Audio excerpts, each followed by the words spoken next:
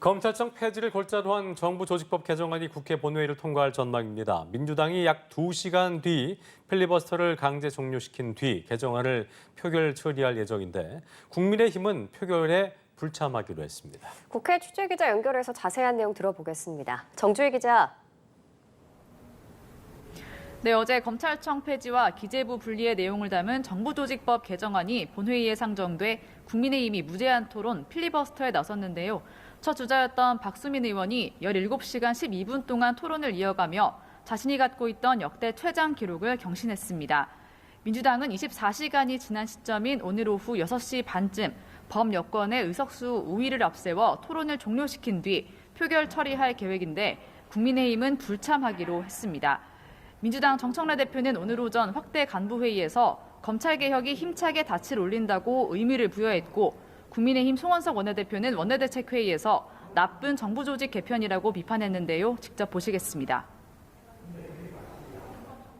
검찰의 폭력적인 무소불위의 권력은 이제 휘두를 수 없게 됩니다.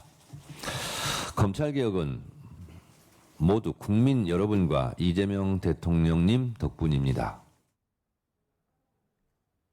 수사와 재판을 한없이 지연시키고 수사기관 간의 업무 핑퐁만 늘어나게 되고 결과적으로 범죄 피해자인 국민들만 더 힘들게 하는 검찰 개혁이 과연 개혁이 맞습니까? 정부조직법이 처리되면 곧바로 방송미디어통신위원회 설치법이 상정될 예정인데요. 국민의힘은 이진숙 방통위원장을 축출하기 위한 계약이라고 반대하며 필리버스터 대응을 이어갈 계획입니다. 또 모레 일요일에는 5년 8개월 만에 서울에서 대규모 장외 집회에 나섭니다. 여야는 이재명 대통령의 유엔 총회 계기 미국 뉴욕 방문에 대해서도 엇갈린 평가를 내놨습니다. 민주당 정청래 대표는 이 대통령이 유엔 안보리 의장국으로 토의를 주재한 데 대해 대한민국의 국제적 위상이 얼마나 높아졌는지 더욱 실감했고 감개무량했다고 평가했습니다. 반면 국민의힘 송원석 원내대표는 이 대통령이 연설에서 밝힌 앤드 구상에 대해 사실상 북한을 핵 보유국으로 인정하는 것과 다름없다며 대한민국 안보를 위태롭게 하는 위험한 발상이라고 비판했습니다. 또 미국과 관세 협상 당시 적은 비망록의 내용과 미국 측에서 보낸 양해각서 내용에 대해 즉시 국민에게 소상히 밝히라고 요구했습니다. 네, 국회 법제사법위원회에서 추진하는 조희대 대법원장 청문회를 놓고 여당 내에서 갑론을박이 이어지고 있죠. 네, 국회 법사위가 여당 주도로 다음 주 화요일 조희대 대법원장 청문회를 개최하기로 한 데 대해 어제 원조 친명인 민주당 김영진 의원이 급발진이라고 쓴소리를 했는데요. 오늘 법사위 민주당 간사인 김용민 의원은 한가한 인식이라고 반박했습니다. 직접 들어보시겠습니다.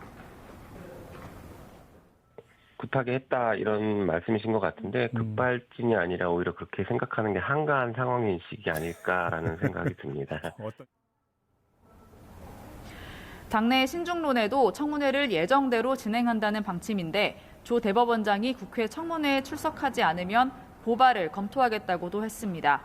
국민의힘 신동욱 최고위원은 근거도 없는 조희대, 한덕수 회동설을 퍼뜨려 놓고 해명하라는 것 자체가 비겁한 짓이라고 비판했습니다. 법사위가 중심이 된 여야의 강대강 충돌은 상호 고발전으로까지 번졌는데요. 민주당은 국민의힘 나경원 의원이 민주당이 계엄을 미리 알고도 방조했다는 취지로 허위 발언을 했다며 경찰에 고발했습니다. 그러자 국민의힘은 추미애 법사위원장의 법사위 운영을 문제 삼으며 직권 남용으로 경찰에 고발장을 제출했습니다. 한편 김현지 대통령실 총무비서관의 국정감사 출석 여부를 둘러싼 공방도 이어지고 있는데요. 국민의힘 유상범 원내수석은 이 대통령의 최측근이자 그림자 실세, 만사 현통으로 불리는 김현지 비서관의 방탄 자퇴를 즉각 중단하라고 촉구했고 민주당 박상혁 원내소통수석은 불순한 목적의 정치 공세라고 비판했습니다.